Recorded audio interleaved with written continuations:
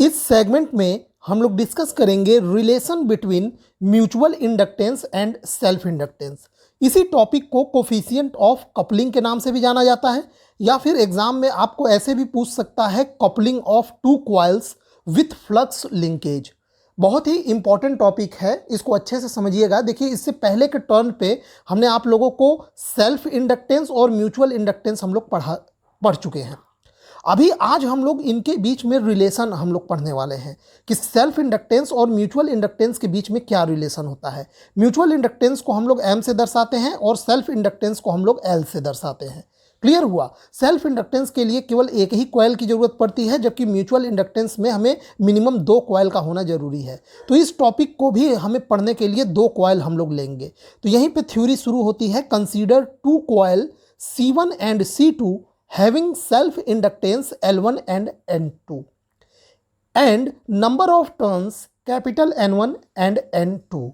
Here we assume that there is no flux leakage between 2 coils. That means total flux from one coil is linked with other coil. यहाँ पे एक चीज आप लोग ध्यान देंगे, शुरू में एक अजम्पशन माना जा रहा है। जैसा कि आप लोगों को बताया है कि 2 कॉइल है। मान लीजिए एक कॉइल ये है, दूसरा कॉइल ये है। तो एजम्पशन ये माना जा रहा है कि अगर मान लीजिए पहले कॉइल में यहाँ पे I1 करंट फ्लो कर रहा है और ये करंट टाइम के साथ चेंज होगा, तो इस कॉइल के द्वारा एक मैग्नेटिक फील्ड पैदा होगा, और मैग्नेटिक फील्ड पैदा होगा तो वहाँ पे मैग्नेटिक फ्लक्स भी होगा। तो मान लीजिए यहाँ फर्स्ट से जो मैग्नेटिक फ्लक्स पैदा हुआ, वो पूरा मैग्नेटिक फ्लक्स यहाँ पे इस डायरेक्शन में यहाँ सेकेंड कॉइल के पास गया।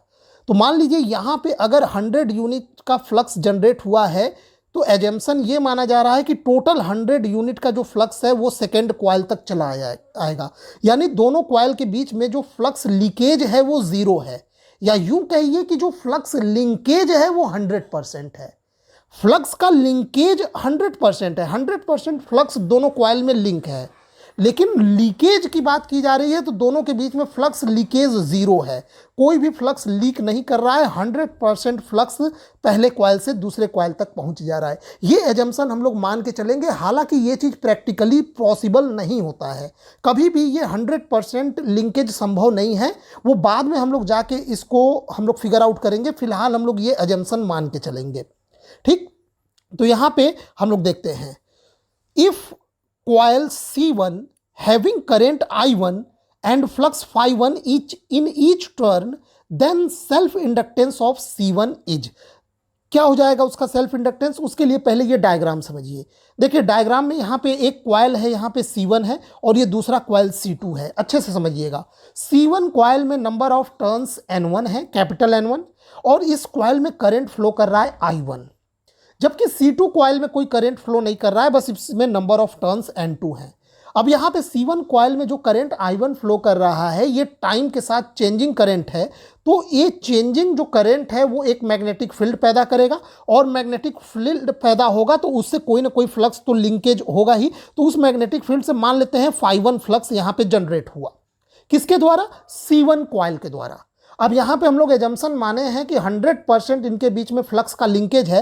तो अगर ये phi1 फ्लक्स यहाँ कॉइल C1 से जनरेट हुआ तो कॉइल C2 पे भी phi1 फ्लक्स पूरा का पूरा पहुंच जाएगा। समझ में आया? पूरा phi1 फ्लक्स यहाँ C2 से भी पहुंच जाएगा। यानी C2 से कितना फ्लक्स लिंक हुआ? phi1। तो हम लोग सेल्फ इंडक्टेंस ऑफ C1 निकालेंगे। तो सेल्फ इंडक्टेंस ऑफ C1, तो पहले तो इसका सेल्फ इंडक्टेंस C1 का निकालिए। तो phi1 is a proportional to I1। चूंकि हम लोग सेल्फ इंडक्टेंस यानी कि C1 कॉइल का ही हम लोग सेल्फ इंडक्टेंस निकाल रहे हैं, तो इसी का करंट और इसी का इंडक्टेंस, यानी phi1 जो खुद का इसका खुद का फ्लक्स है वो प्रोपोर्शनल होगा इसके खुद के करंट के, क्योंकि सेल्फ इंडक्टेंस है। अब यहाँ पे phi1 के साथ ये N1 नंबर ऑफ फेरे हैं, चूंकि मान लेते हैं इसमें N1 नंबर ऑफ कॉइल्स हैं, तो यहाँ N1 का फैक्टर आ जाएगा। प्रोपोर्शनैलिटी हटाएंगे तो यहाँ पे L1 आ जाएगा। क्यों? क्योंकि L1 इसका सेल्फ इंडक्टेंस है, कोफिशिएंट ऑफ सेल्फ इंडक्शन।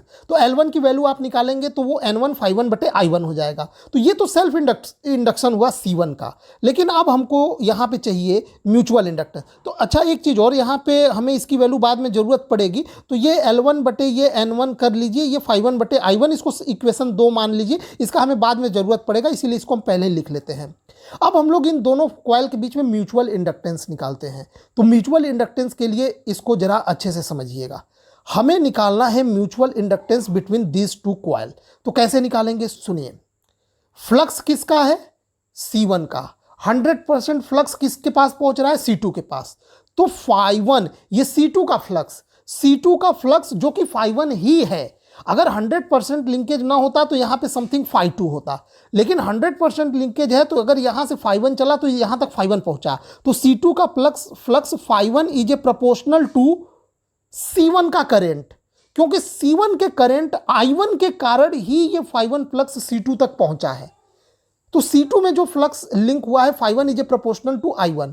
अब यहां पे जब इसको आप हटाएंगे, देखिए यहां पे ये φ1 is a proportional to I1, और यहाँ पे ये चूंकि यहाँ पे हम लोग C1 का फ्लक्स C2 का फ्लक्स लिए हैं कि C2 पे कितना फ्लक्स पहुंचा है, तो इसी के नंबर ऑफ फेरे भी लेंगे, यानी φ1 इंटू यहाँ पे क्या लेंगे, N2। तो यहाँ पे देखिए ये N2 इंटू φ1, प्रोपोर्शनलिटी हटाएंगे तो M आ जाएगा इंटू I1, यानी M इक्वल टू क्या हो जाएगा, N2 φ1 बटे I1। आप ये मत सोचिएगा कि यहाँ पे φ1 लिए हैं तो ये N2 क्यों लिए, भाई ये φ1 है जरूर, लेकिन अब ये φ1 C1 का नहीं, C2 का फ्लक्स है φ1।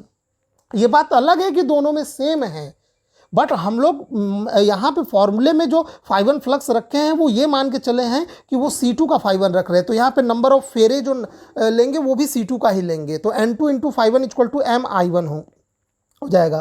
तो यहाँ से ये M की वैल्यू आ गई। अब M की वैल्यू निकाल लीजिए। अब देखिए ये N2 φ1 बटे I1, अब इसी φ1 बटे I1 का वैल्यू यहाँ से आप रख दीजिए।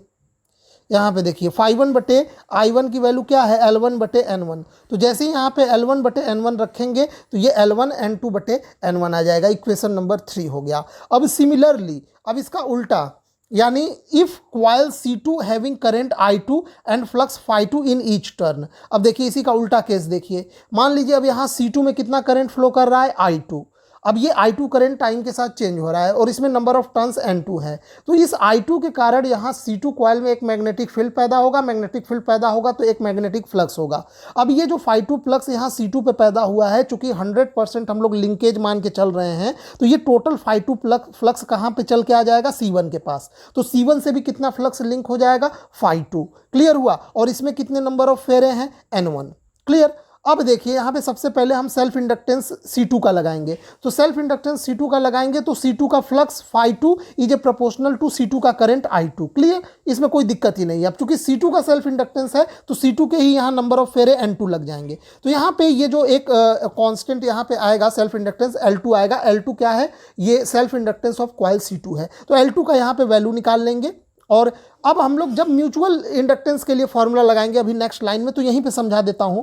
अब mutual inductance between this two coil, तो यहां पे देखिए कॉइल C2 के कारण कौन इंड्यूस्ड हुआ, C1।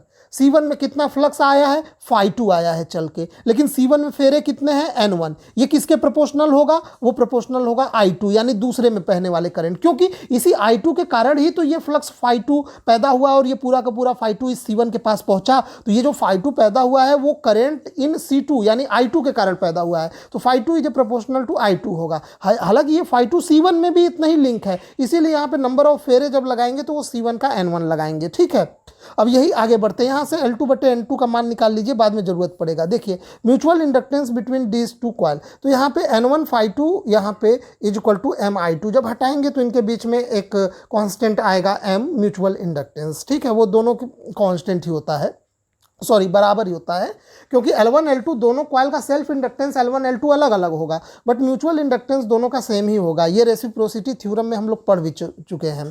तो यहाँ से M इक्वल टू N1 φ2 बटे I2 हो गया, और यहाँ से अब इसी φ2 बटे I2 का मान यहाँ ऊपर से रख दीजिए L2 बटे N2, तो ये L2 बटे N2 इंटू N1, ये आ गया इक्वेशन नंबर 6। अब आप क्या करिए, इक्वेशन 3 जो आया है, ये यहाँ पे इक्वेशन 3 आप देख पा रहे होंगे, ये इक्वेशन 3 है। इस इक्वेशन को इक्वेशन नंबर 6 जो अभी अभी आया है इससे हम लोग मल्टीप्लाई कर देंगे।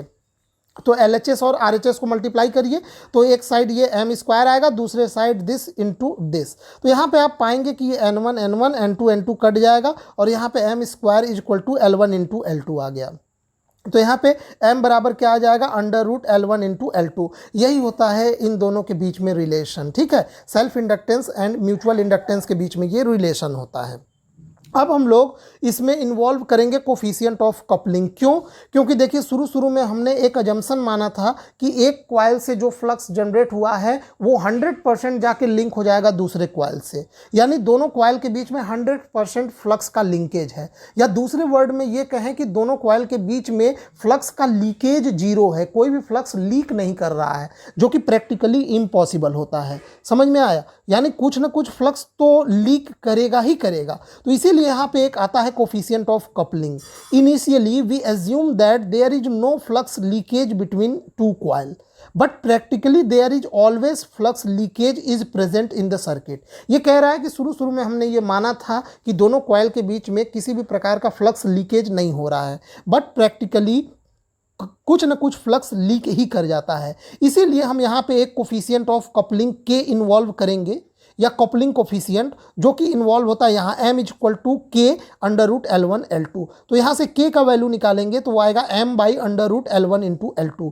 k को बोला जाता है k is called coefficient of coupling between the coils. In general इसकी वैल्यू एक मैक्सिमम एक या उससे कम ही हो सकती है, मैक्सिमम वैल्यू 1 हो सकती है, मिनिमम 0। ठीक है, देखिए यहाँ पे आप समझिए, जैसे यहाँ पे देखिए k की वैल्यू अगर आप 1 रखेंगे तब तो आइडियल केस आ जाएगा, m equal to under root L1 L2, यानी ये केस आएगा जब फ्लक्स का लीकेज बिल्कुल 0 हो। समझ में आया? बट प्रैक्टिकली ये 1 से कम ही होने वाला है, इसीलिए m की वैल्यू लेस देन और equal to under root L1 L2 आता है। क्लियर हुआ? अब हम लोग एक आइडियल केस लेते हैं, इफ k इक्वल टू 1, इसको बोलेंगे for perfect coupling of coil. मतलब कॉइल को इस प्रकार से कपल किया गया है कि उनके बीच में फ्लक्स का लिंकेज 100% है, या कह लीजिए फ्लक्स का लिंकेज 0 है। तो ऐसे में m equal to under root L1 into L2 आएगा। और अगर वही k इक्वल टू 0 हो तो इसका मतलब हुआ कॉइल्स आर मैग्नेटिकली आइसोलेटेड, मतलब दोनों कॉइल के बीच में किसी भी प्रकार का कपलिंग नहीं है, मतलब दोनों कॉइल के बीच में फ्लक्स का लिंकेज 0 है। तो ऐसे में m इक्वल टू क्या आ जाएगा? 0 आ जाएगा। क्लियर हुआ? तो ये एक टॉपिक था छोटा सा, बहुत ही इंपॉर्टेंट टॉपिक था, और आई होप अच्छे से आप लोग समझ भी गए होंगे। इसके डेरिवेशन में कोई प्रॉब्लम नहीं है। जब सेल्फ इंडक्टेंस की बात आएगी तो सेम कॉइल को ही देखिएगा, म्यूचुअल को आएगा तो एक के करंट के द्वारा दूसरे में फ्लक्स जनरेट हुआ होगा, तो हमेशा दोनों के बीच में फिर आप वो फॉर्मूला लगाइएगा जो कि मैंने समझाया। तो आई होप आपको ये सेगमेंट पसंद आया होगा। वीडियो देखने के लिए आपका बहुत बहुत धन्यवाद।